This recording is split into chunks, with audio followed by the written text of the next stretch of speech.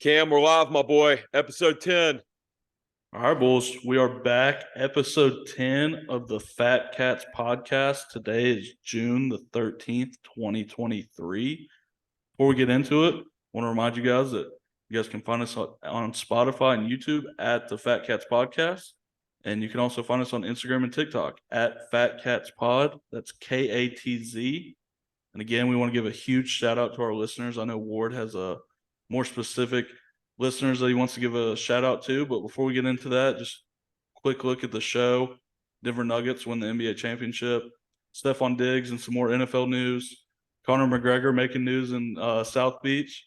Got some more NFL stuff, some NBA stuff, and some UFC stuff. Pet Peeve of the Week is back. Full Plate Empty Stomach is back. And we are introducing a new segment that we'll discuss later. Ward, how the heck are you? I forgot to introduce you. This is my co-host, my man, my friend, Ward Sewell, the co-host of the Fat Katz podcast. Ward, tell me how your weekend went, brother. The boys are back, man. This is a milestone episode. Episode 10. We made it to 10 episodes, and I believe we're right at 2 months, right around the 2-month mark. We're just shy of 2 months. So this is a huge accomplishment for us. We're excited. We're excited to be back. You know, today is timestamp guy. Today is Tuesday the 13th. We didn't get to put our Monday episode out. We wanted to wait until after game 5 of the NBA playoffs last night, which obviously, you know, the Nuggets won for all of our sports boys out there. But no, we're extremely excited. It's great weekend. Great start to the week of work so far, and it's time to get after it, Cam. Let's have a freaking podcast.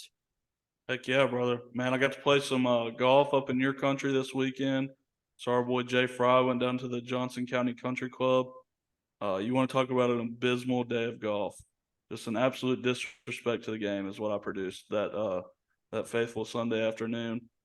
Yeah, I didn't tell you about this. I played golf with my brother down in God Country, Wilson, this weekend. If anybody knows anything about Wilson, North Carolina, it's the home of famous Parker's Barbecue and famous Smithfield Barbecue. And anyway, Wilson, North Carolina, there's nothing but farm country out there. And it was actually the longest golf course I've ever played. They had 2 par 5s one was 650 yards and the other one was 630 yards. Longest par 5s I've ever played. Played with my brother. Played great. Or not played great. I shot like a 95. Broke 100, but had a good time.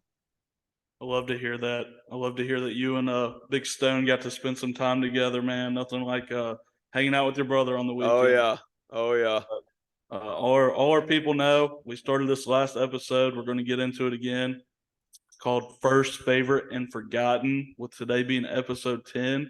Ward, I want to hear the first person, your favorite person, and your most forgotten person to wear the jersey number 10. And I'm so excited to get into this. The first thing I saw, we were on episode 10. I was like, damn, this is a huge milestone, huge accomplishment. And then I was like, 10 makes me think a little bit. Being a Redskins football team Commanders fan, this goes back to the best quarterback that we've had since I've been alive, old RGIII, the one-year wonder. He wore 10 for us. He was a superstar for 9 games, and then we lost him, RIP to RG3. But so that was he's my first one I thought of. My favorite one I thought of, not a big baseball fan, but grew up a Braves fan, closest professional team to us here in Old Rileywood. So Chipper Jones was going to be my favorite number 10. Him and RG3 really get back and forth for favorite. And then I'm going to go with forgotten because I feel like this guy hasn't played in 5 years. We'll go to old DeAndre Hopkins. I feel like DeAndre Hopkins hasn't played in years. So Cam, let's hear it. What's your number 10 go with it? Well, first I want to address your 3. RG3, great choice. Loved watching him for those 9 games that he for actually 9 games.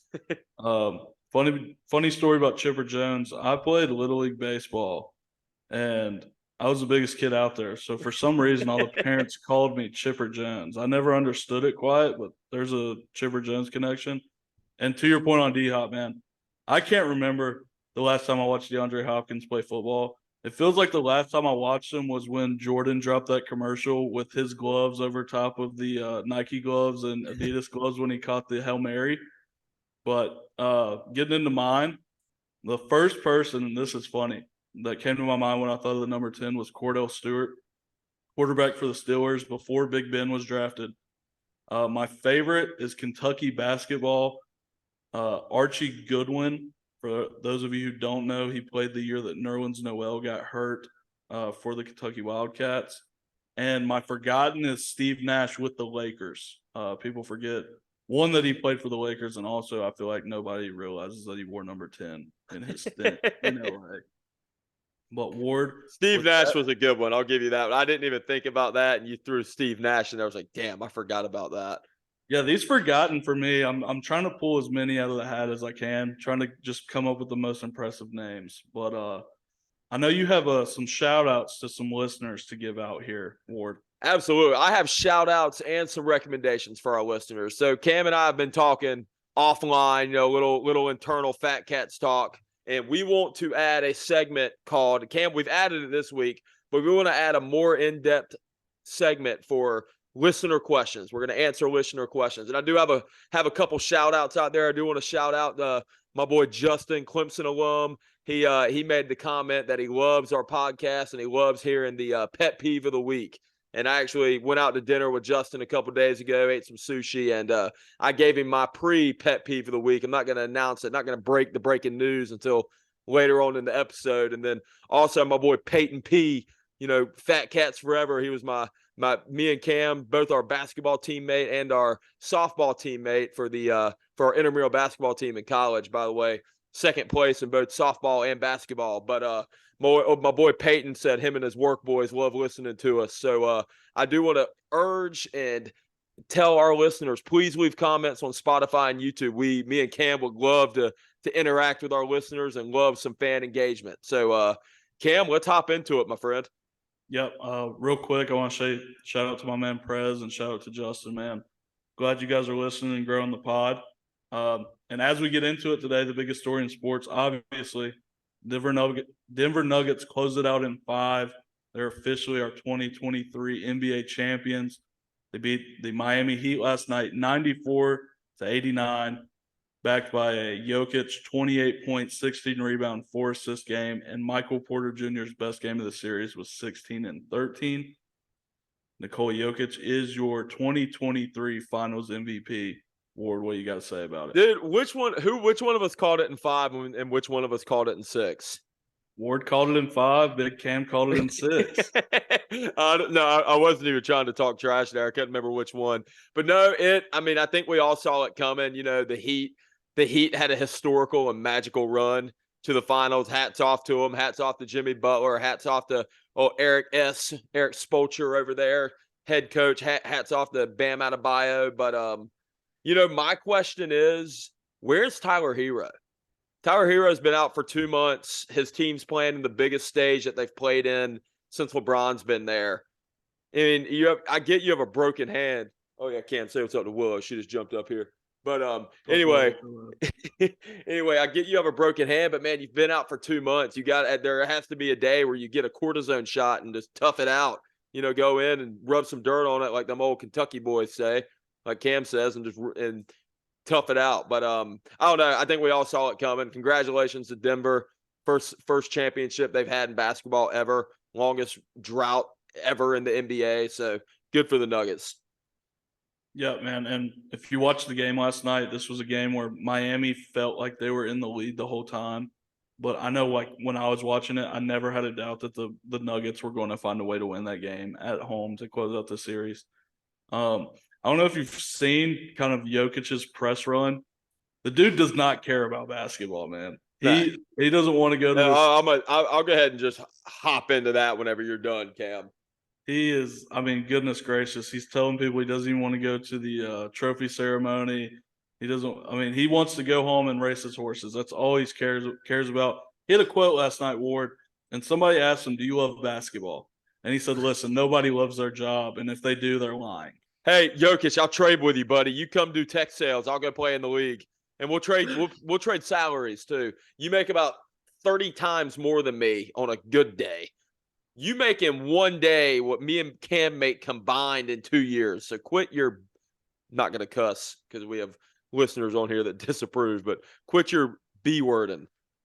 Yeah, but I do want to give a huge shout-out to the Heat, man. I saw a stat, Ward. The Heat were in the bottom third of the league in three-point shooting during the regular season.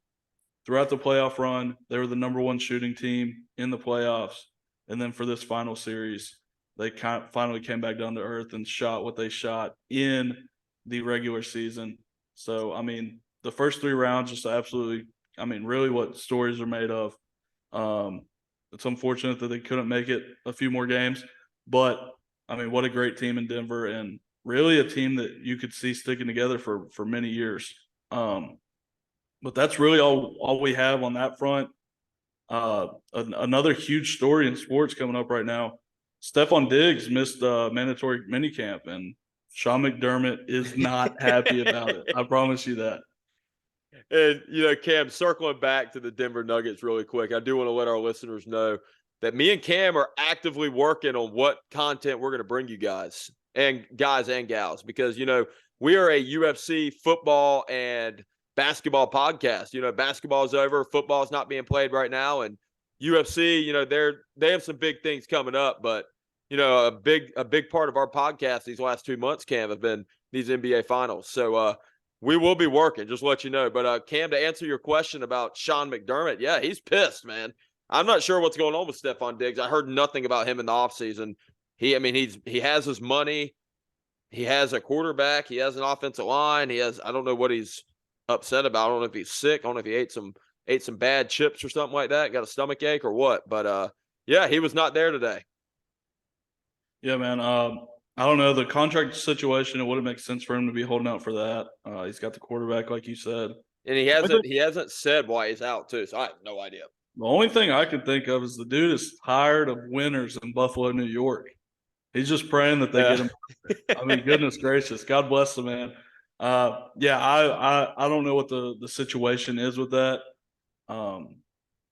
As a Steelers fan, I'm very glad that we don't have to deal with this kind of stuff. I know we've had the Le'Veon Bell situation, but that Steelers culture, man. I know Ward can't really speak to this as much, but that Steelers culture makes me, when I see stuff like this, I get happy I'm a Steelers fan. Yeah, I would say we're always dealing. We haven't dealt with this yet. We did last year with Terry, but we deal with other stuff like owners and yeah. But just kind of moving through the docket of the top news today, Dalvin Cook getting released from the Vikings. Ward, what do you think that means for Dalvin Cook? Where do you think Dalvin Cook ends up? And we've got to have another discussion later in the podcast of just the value of the running back in today's game. Absolutely. And this really, I obviously we all saw this coming. This is all they've been talking about. I mean, obviously, as we said, the running back is completely undervalued in the NFL. But where Dalvin Cook's going to go, man, I have absolutely no idea. I think Dalvin Cook, there's a really solid chance he ends up in Miami. I know they're the front runners to get him. He's from right around the Miami area. He grew up a Dolphins fan.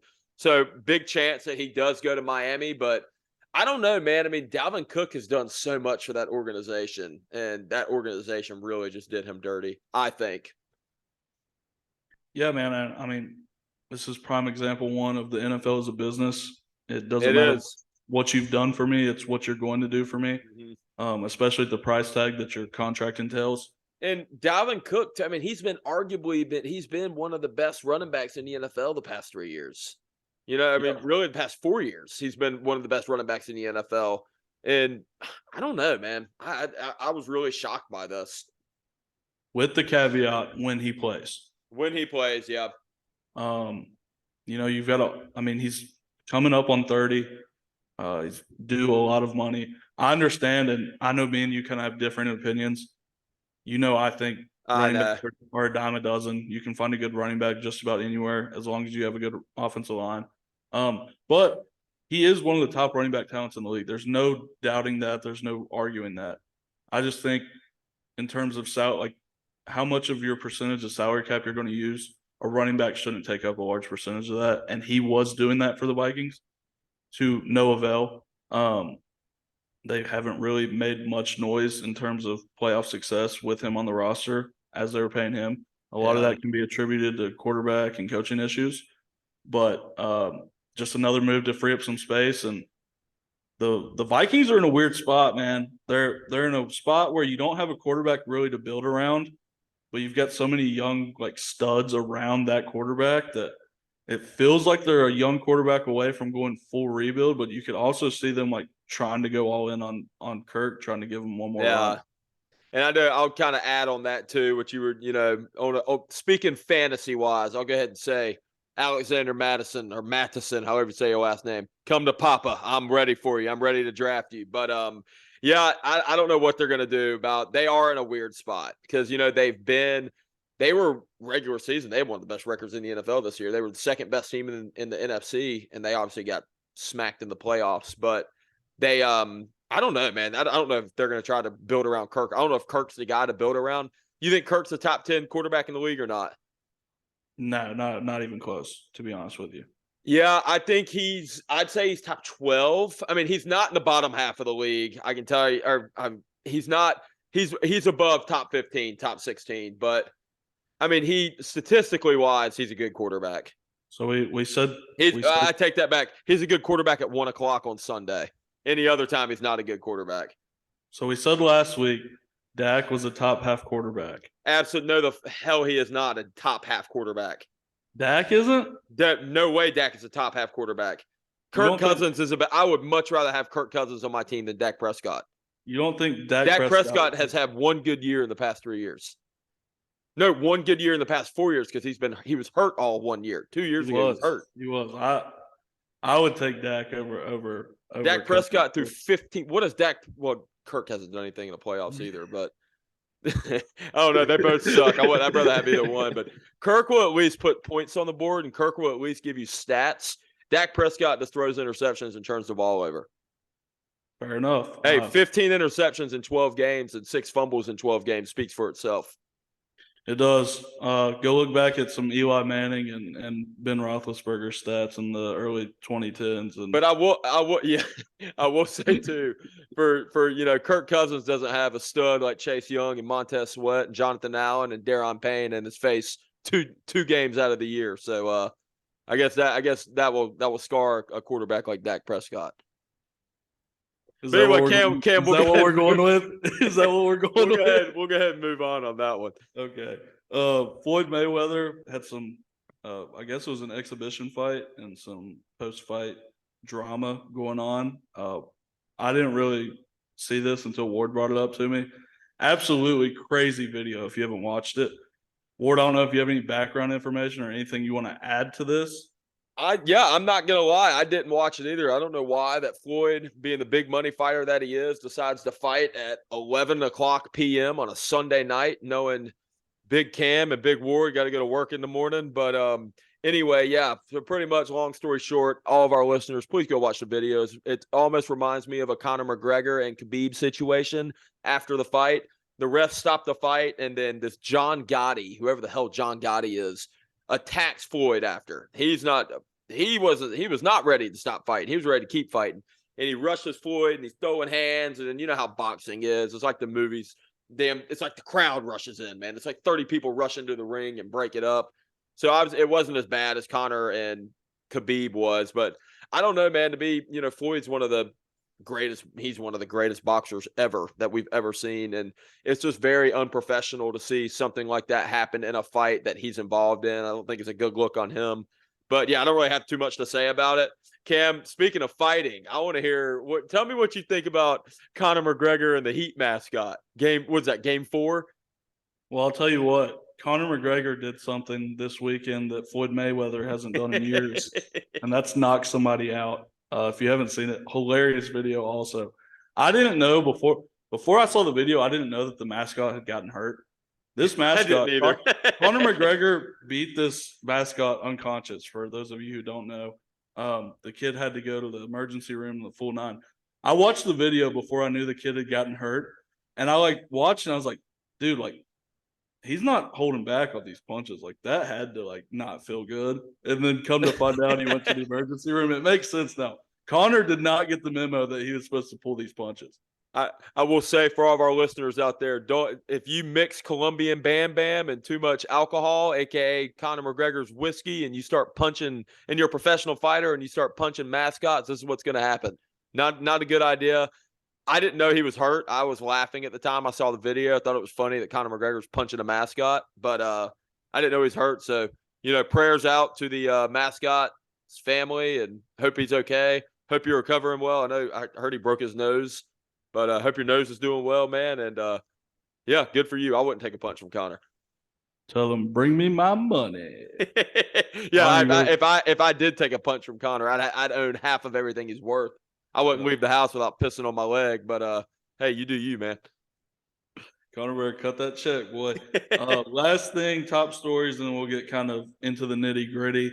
The RBC Canadian Open winning the 4 overtime holes with a 72-foot eagle putt to win the tournament. Ward, what do you? I know this. You brought this on to me as well. I didn't watch it. All hands up.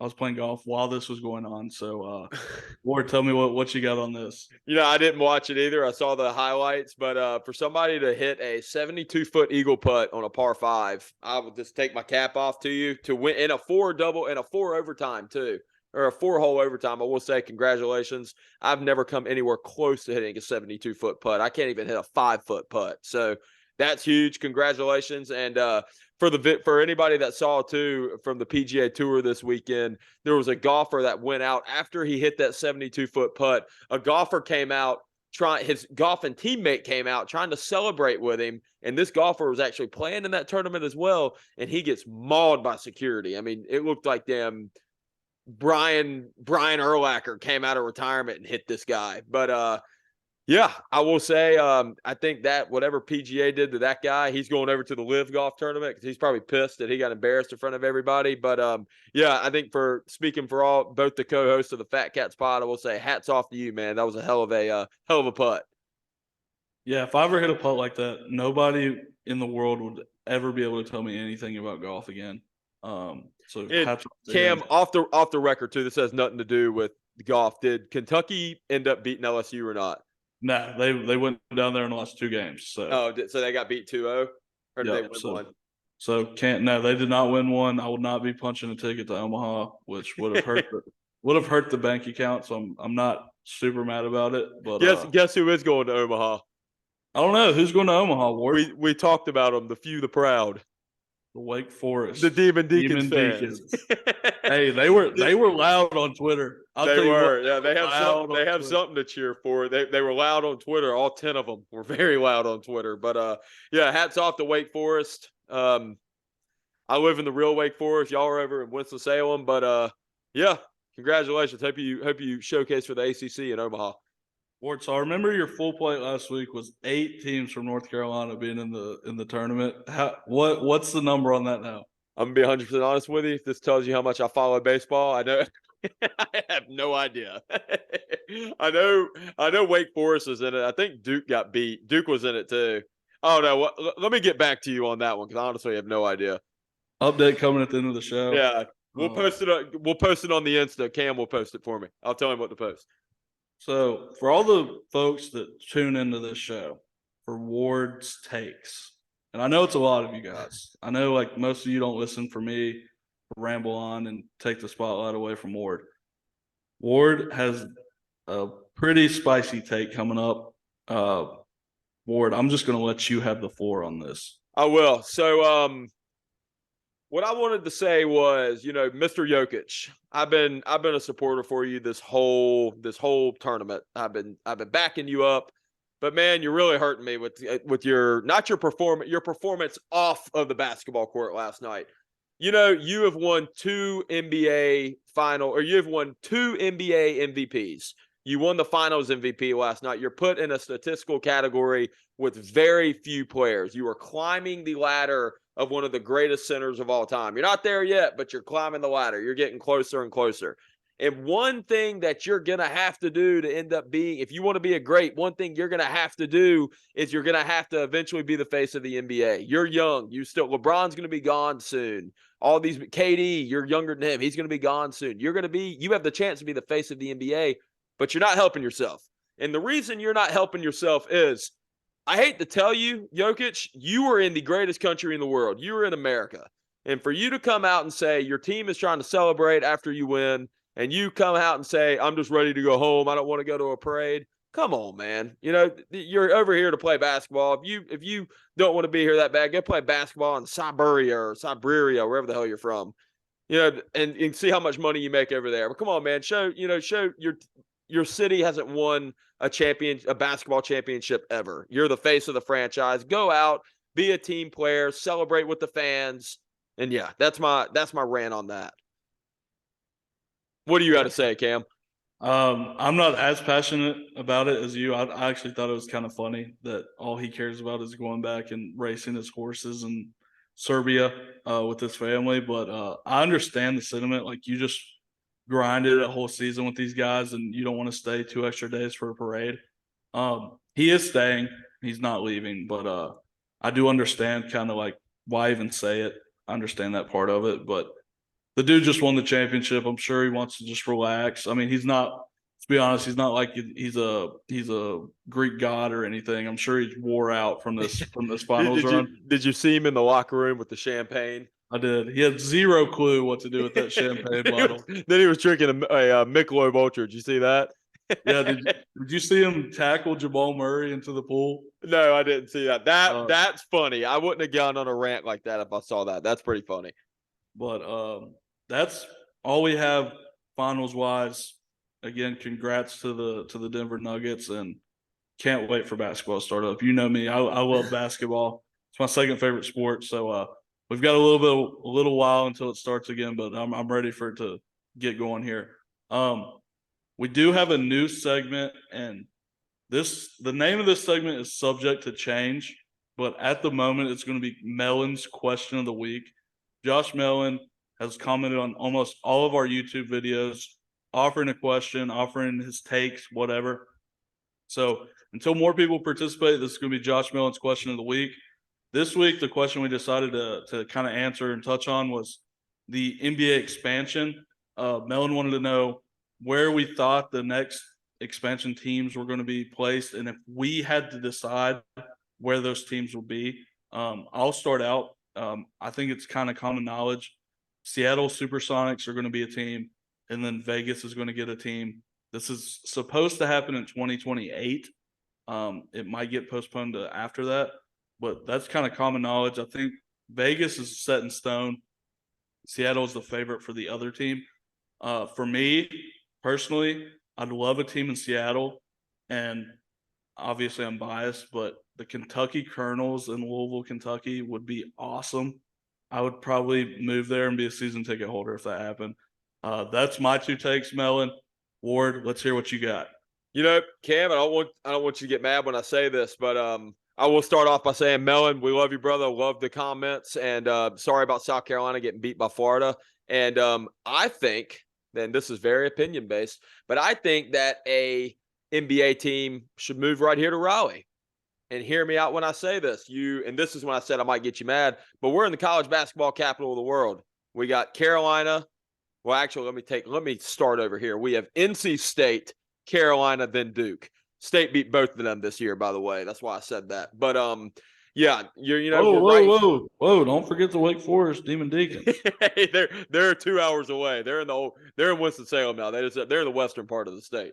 Well, anyway, the reason why I say this, and obviously I don't think this is going to happen, but we do have we have an arena for it. We have PNC Arena here. PNC Arena holds 18,000 fans. The Hurricanes play there. The Hurricanes actually average the highest attendance rate out of anybody out of anybody in the NHL, and we also have the loudest fan base. You know, we only have one professional team here in Raleigh. So I think it'd be a huge opportunity for another market to come into town, and we have the fan base here for it, and we would love to see it. But yeah, that's my one. Doubt it's going to happen. And my two, I think it's very, very possible that Vegas gets a team, kind of going off what you said.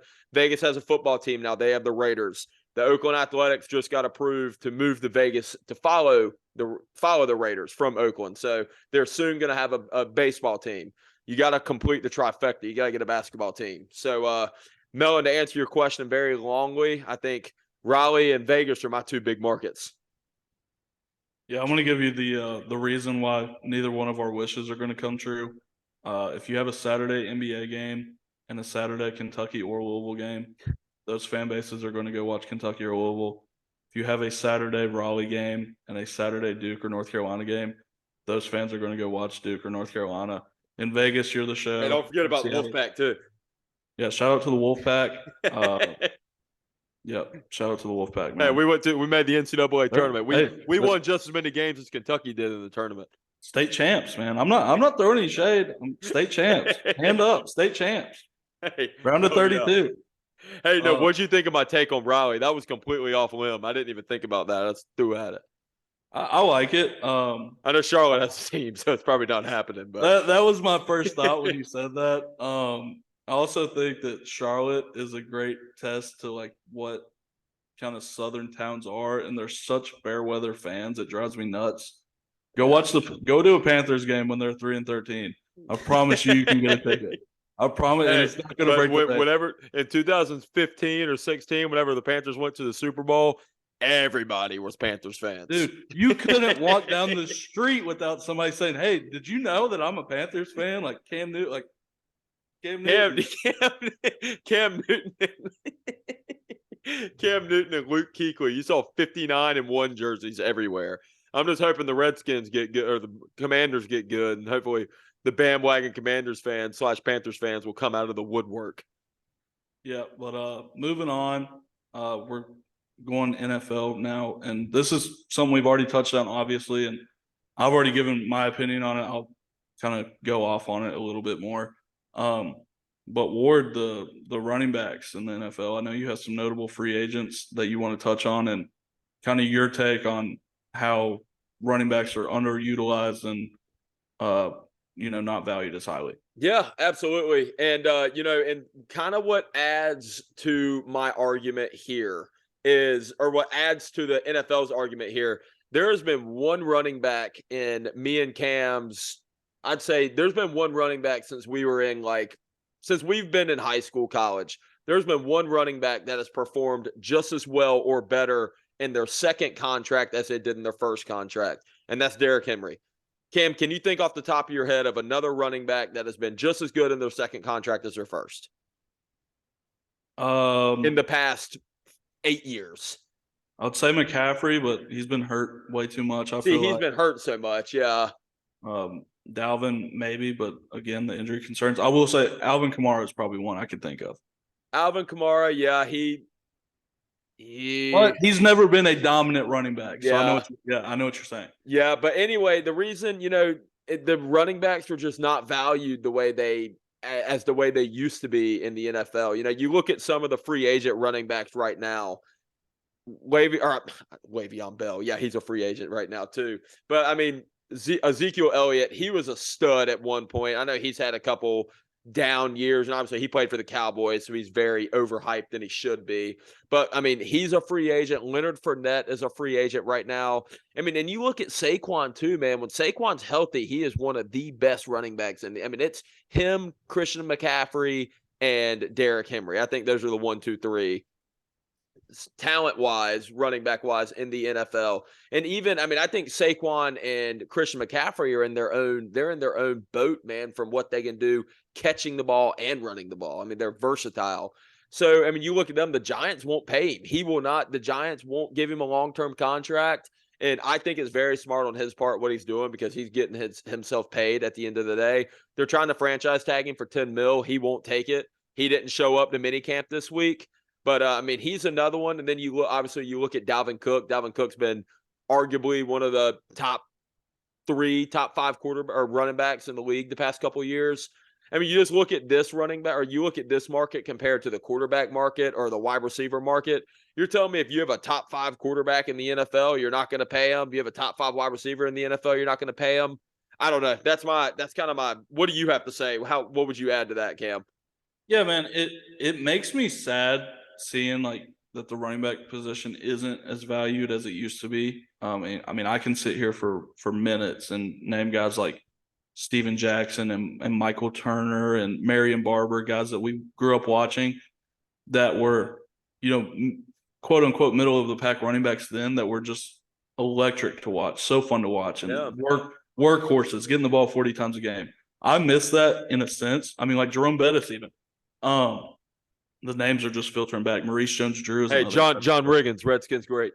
John Riggins. What was that guy Alfred Morris. Alfred Morris. I mean, good. I mean, the Arian Foster. We could do this for the whole podcast, and they're like, you don't think of running backs that much. I mean, there's 3 running backs we just named that like people talk about. Yeah. But that's come with the change in the game. There's more passing, obviously. There's more perimeter passing with the running backs. You don't need a guy to run the ball 40 times a game with the screen passes and the quick outs and all that stuff. I mean, again, I've said it already. Running back to me, like when the Steelers took Najee Harris in the first round, I was not happy about it. I remember. Jalen Warren outperformed him for probably half the season last year, and he was an undrafted free agent. This game has just evolved to where a running back isn't a guy that you should never build a team around your running back in the NFL, and we've seen that with the Titans. Like the Titans get down 2 scores, like you can go and chalk it up. Like they're losing that football game. Yeah. They're paying their running back $20 million a year and have Ryan Tannehill at the helm. Yeah. Well, I don't know, dude. It might be working for him. D-Hop's been there. D-Hop visited on Nashville. Did you see that? I did, and God bless him. I like D-Hop. It's not 2018, bro. You think he ends up in Nashville, or you think he ends up in Foxborough? I would put my money on Foxborough. I know he's always liked Belichick. I don't. That's a weird thing to say. That Never seen him play in the cold though. That's true. As long as he stays his ass out of Baltimore, I don't care where he goes. Yeah. Do not play him in the. But yeah, that's all I have on the running back front. And I know this is a hot topic for a lot of people. I know I'm probably in the minority. Give us your running back takes. And I've got another one off the top of my head. Curtis Martin, New York Jets. Shout out to Uncle Steven, man. That guy was a boss. But I know you've got a Commanders update for us. Got a quick Commanders update. I know we got some fellow Commanders fans that listen. So on the forefront here, I know obviously minicamp starts this week, and there's a lot of stuff going on in the media around our practice field that Terry McLaurin's not happy, and the reason he's not happy is Sam Howell's not getting any targets. Sam Howell has been targeting Diami Brown a ton, because obviously they played together at Carolina. Jahan Dotson's getting a ton of targets, and then also Logan Thomas, our tight end's getting a ton of targets. So Terry's kind of been overlooked out there on the outside at the one receiver spot, and so we'll see it's still so early. We'll see what comes out of that. But yeah, that's a quick Commanders update. Cam, let's jump into UFC. Well, let me touch on one more thing real quick. Actually, 2 more things. I saw a report that the Steelers might trade for Chase Young. I want to get your opinion on that. I have an opinion on it, but I want to hear what you have to say first. Honestly, man, I've seen the Seahawks and the Steelers are 2 likely teams to trade for him. I think on our team as a rebuilding franchise, I think there's a chance, but it's going to have to be for a lot. It wouldn't be for, Chase Young's obviously he still has a ton to prove. This year's just making his ceiling is through the roof. The sky's the limit on his ceiling, and his floor is as low as the basement. So if we're going to trade him thinking his floor is going to be as low as the basement, we need to do it before this season. But I hope we don't get rid of him. I'm a big Chase Young fan. But yeah, we'll see.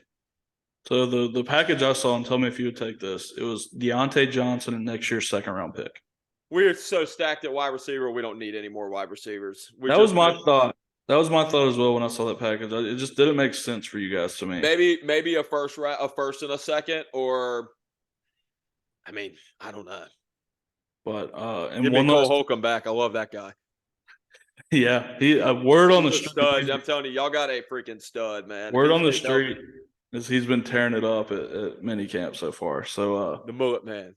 One last thing, I saw a drill of the Titans receivers. It's called the no interception drill, and they were literally just batting the ball out of the air. And the first thing I thought was, damn, my boy Will Levis must be struggling. If they're practicing knocking the ball out of the defender's hands, man, it must be a tough outing for my guy. Yeah, I haven't heard anything about Will Levis. I've heard Bryce Young is excelling all expectations in Charlotte, and then I've heard Anthony Richardson's looking really good too. I haven't heard anything about CJ Stroud or Will Levis though. Well, some people say no news is good news. Yeah. Usually not when it comes to your young quarterback. Yeah, and see, my argument to that too is everybody looks good in shorts. We'll see once you have these big D linemen running at you in your face, and we'll see when you start getting hit how you react to that. Yep, exactly. Moving on, UFC. I'll tell you how bad of a card this was, Ward. I didn't even pay for it. I streamed it. Sorry, Uncle Dana. Horrible card. I do want to say shout out to my man Charles Oliveira for getting back up on the horse, but Good for him. other than that, there's nothing really to take away from this No. card besides just celebrating Amanda Nunes, the greatest women's fighter of all time. Yep. I don't know if you have anything to add. I know there's a guy on that card that you don't really like that got knocked out, but is there anything else you want to add? Yeah, with Dariush, I mean, everybody was so hyping him up. I mean, he got his ass kicked, but I don't know. Dariush, good luck to you, buddy. Good luck bouncing that 55 division is so stacked. Good luck bouncing back from that, because Gaethje and Dustin Poirier are about to fight. Winner of that's obviously going to jump you, and I think you're going to have to fight the loser of that. So, and good luck getting through them. So, I mean, Michael Chandler's in that division too. Dariush hasn't fought anybody in the top 5. So, I don't know. Good for you. Had your shot and you absolutely blew it. But yeah, Amanda Nunes, hats off to you. You're the best female fighter of all time. That Pena girl that beat Nunes, she's a bum. She's talking all this crap. Like, let her enjoy her. Let her be. She's retiring. She's on top. Let her be. But Cam, let's get into our next segment. I'll let you introduce it. Yep. So Ward came up with this again. Ward's been killing it on the UFC front, man. Absolutely just wrecking it. It's the best / favorite / most significant UFC knockouts. And this is keep in mind, this is of our lifetime since we've been watching it, which is mostly around, I'd say, 2009 and on. But yeah, Ward, I'm going to let you go ahead and get into it. I know you've got a really good list coming up. Absolutely. And Cam, I like how you did it last week. So I'm going to start off with my 3 and then go down to my 2 to my 1. And I like how you said favorite and most significant. So some of mine might be a little more significant than the others, but I'm going to go ahead and start off with my 3. I'm going to start off with my 3 being Leon Edwards' head kick knockout against Kamaru Usman at UFC 281. I thought obviously that fight was absolutely electric, and Leon was down 4 rounds to nothing, and he caught Usman in the 5th round, and he became the champion of the UFC. So that's my number 3. Yep, and coming in at my number 3 is Joaquin Buckley versus Impa Kasanage. Gosh, that's a tough name. I'm just going to call him Impa. I'm sure you guys have watched it. Buckley throws a kick, Impa catches it, and Buckley does like a spinning heel kick and knocks him out unconscious. If you haven't watched it, just type in Buckley knockout UFC. Be the first thing that pops up. One of the most athletically freakish knockouts I've ever seen in my life. I believe that was 2021 knockout of the year too, just to add on to that. And I'll go ahead and hop into my number 2. And, the reason why I'm putting this is actually a John Jones knockout. John Jones is one of my favorite fighters of all time. And it's actually another head kick knockout against Daniel Cormier in his UFC return to take that 205 belt. This is probably arguably the most significant knockout of all time, just because of the reign and how good both of these guys were at the time. And yeah, that's my number 2. Cam, let's tell me your number 2. On that real quick, outside of Tito and Chuck, is that the greatest rivalry in UFC history? I think it is the greatest rivalry in history. Okay. I think outside it, I know they fought twice. Tito and Chuck fought 3 times, but it's because you look at how good both those guys are. Both of those guys are top 5 fighters in the UFC of all time. Neither Chuck or Tito are top 5 in the UFC all time.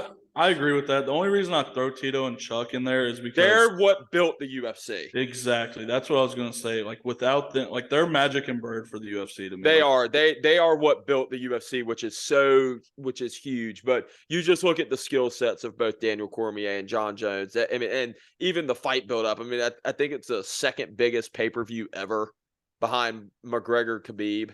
Yep.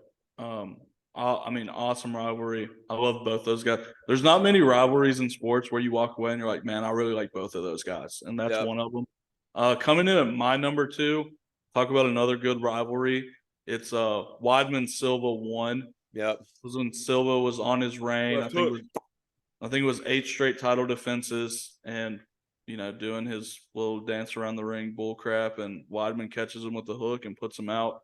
I was watching that live. I remember I was with my Uncle Ryan, and I mean, one of the loudest pops I've ever heard, because nobody at that point ever thought Silva was going to get beat, and Chris Weidman was able to pull it off. Yep. I know, my kind of adding on that too. So my uncle, he picks fighters and he loves fighters, and Chris Weidman was his boy coming up, and he had so much money on that fight. He knew Weidman was going to beat Silva. It was statistically just a bad matchup for Silva, and he won. I wasn't there for this one. I was there for number 2 when he broke his leg. But anyway, when he caught Silva and knocked Silva out, he had a Chris Weidman shirt, ripped his shirt off. He was hammered, running all around the house, going nuts. Woke his wife up, woke his daughter up. They were mad, by the way. But yeah, so Cam, I'll go ahead and hop into my number 1. I think for this, all I have to say is 13 seconds. I'll go ahead and stand by my number 1 or I'll stand by this. I think this is the most significant knockout of all time. You look at the circumstance it happened in, and this is going to be Conor McGregor knocking out Jose Aldo to take that 145 belt. At this time, Jose Aldo had not lost a fight in 8 years. He'd been dominant in the UFC, never lost in the UFC. And Conor McGregor was this up-and-coming guy. He was a loudmouth. People liked him. He talked trash. This is a top 5 biggest pay-per-view buy of all time. This is the first UFC World Tour of all time. They come out, every single UFC fighter had predicted Conor McGregor to get beat. I think even if I look back on it now, I would still predict Conor to get beat. But yeah, he caught Aldo with a mean left straight, dropped him, knocked him out. And yeah, long story short, Cam, that is my number 1. I 100% agree that is the most significant knockout in UFC history. My number 1, I went a little bit different. I think this is like the most like WTF moment. Jorge Masvidal with the flying knee to Ben Askren. Ben Askren had just beaten Robbie Lawler. They just traded Demetrius Johnson for him. And it's like, this is the fight that's going to kind of catapult Ben Askren into like a title conversations. And I mean, Jorge just took it away from him. That was one of the craziest knockouts I've ever seen in my life. Yep. I agree. Tony Montana took him out. But moving on, Ward, I know you got an NHL update, and then we are going to get into some other segments. Yeah, I'll go ahead and hop right into this. So, the game 5 is coming up tonight. Vegas is actually up on the Florida Panthers 3-1. It's tonight, so we'll see. It's going to be an interesting matchup. But Cam, let's go ahead and jump in one of our fan favorite segments of the week, pet peeve of the week. Cam, tell me what yours is, brother. Yeah, man, my pet peeve of the week is people who play slow at golf. I mean, the pace of play at Johnson County, absolutely despicable. Guys, we're not on tour. Just hit the ball. Walk up to the ball and hit it. We don't need to test putts out for 5 minutes. We don't need to walk up to the ball and change clubs 3 times. Just hit the ball. We're out there to have fun.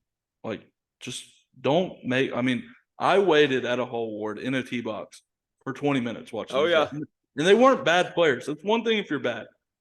These guys hit 4 shots. They parred the hole, and it took them 20 minutes to finish the hole. That is ridiculous. Oh, I can 100% agree with you. I had the same thing. I was on a par 3 this weekend, and I was the 6 cart in line to hit.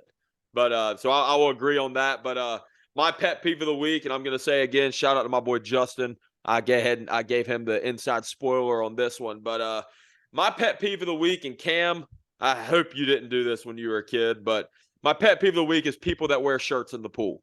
Look, if you're big, who gives a shit, man? You're big. Do not, please, do not go inside a pool at a public pool and wear a T-shirt. It makes you look worse. Have you ever heard of wet T-shirt competitions that women do? Yeah, men, it happens to the same thing. Don't wear a wet T-shirt and get out of the pool. You look dumb. And yeah, that's my pet peeve of the week. Cam, let's move into full plate, empty stomach.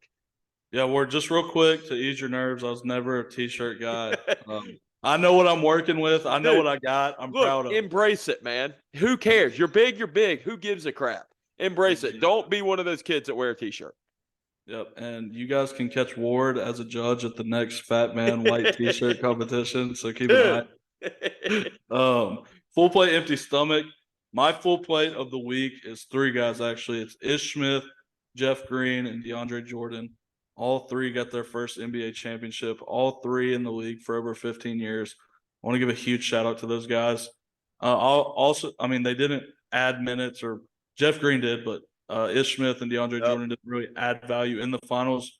But talk about three guys who have had long, really productive careers. I want to give a huge shout out to those guys. Yeah, I'll go ahead and hop in my full plate too. I have two people for my full plate, just like you do, Cam. I want to hop in and say Kevin Love is my number one. Kevin Love's daughter was born last night. He skipped his daughter being born to play in the NBA playoffs. That's dedication right there. Being down 3-1 to go support your team coming off the bench. Hats off to you. And an interesting fact about Kevin Love too. I don't know if anybody's ever known this or not. He has never been to the playoffs and not played in the NBA finals. So that's another really interesting fact. And then another one. This one's different, Cam. My other full plate this week I'm going to give a hats off to the Oklahoma softball team. The Oklahoma softball team is on a 48-game win streak. They just won their third NCAA championship in softball in a row. So hats off to y'all. Congratulations on the streak. And Cam, what's your empty stomach? Yeah, I'm sure you watched them for the softball. I'm sure you're No, I didn't even watch. I watched the highlights on it. My empty stomach is Joel Embiid. My Joel Embiid hate knows no bounds and knows no limits. What'd he do? Dude absolutely robbed Jokic of one of the greatest seasons in history. Yep. Jokic should have won the MVP. Should have won the finals MVP. We should be celebrating one of the greatest seasons of all time. But because Embiid cries to the media and just isn't good enough to just go win the award, he has to cry to the media all season. He ruined one of the greatest basketball seasons of all time. I agree. And Cam, I know we touched on this earlier. My empty stomach is actually going to be Tyler Hero. Tyler, your team's in the NBA championship. They made it there without you. Go load up on ibuprofen, take a cortisone shot, sit on your hand, make it go numb, do what you got to do, but you got to play through it, my friend. Even if you're not shooting the ball, if you're a decoy is enough. A decoy is to get somebody off Jimmy Butler. A decoy is to get somebody off Bam Adebayo. So you're my empty plate. Sorry, Tyler Hero. Shout out Tyler Hero, man. Real quick before we get out of here, I want to give our song of the week. Mine, real quick, is "One Piece at a Time." Johnny Cash, one of the greatest songs. Hell of a song. Hey, Cam, what's the Johnny Cash lyric? That is So here's a story for you guys at the end of the show here. Ward are driving. I forget where we're going. We're going fishing. And the song Johnny Cash has, Daddy Sang Bass. And Willow knows this story as well. It's Daddy Sang Bass. And Ward turns up the song and goes, "Everybody sing along." And all you hear sang bass over the lyrics is "Daddy sang grace, Mama sang to me," which is not the lyrics. We all looked at Ward and we go, "What did you just say?" And he goes, "I'm singing the lyrics, dumbass." And I go, "Ward, just look at what it says." So that's my Ward story of the week as well. Yep, that was a good memory from old Western Carolina. But my song of the week is actually going to be, this is a classic, "Simple Man" by Leonard Skinner. R.I.P. to Leonard Skinner. But what made me think of this came, I was in the gym this morning, and it was when you're in between songs in your headphones, so your song turns off for a second and then turns it to the next song.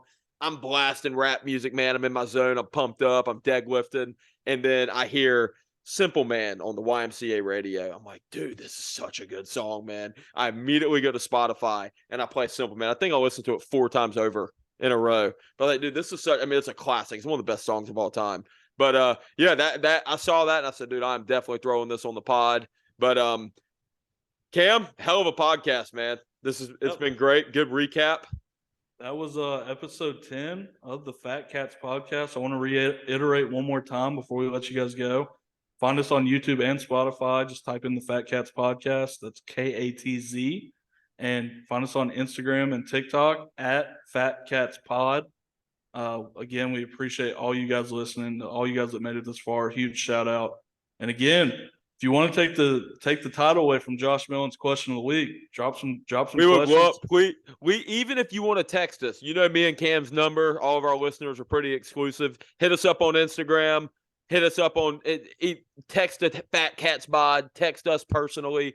We love to hear feedback. So let us know. But we're extremely excited. We work around the clock for this, as Cam said.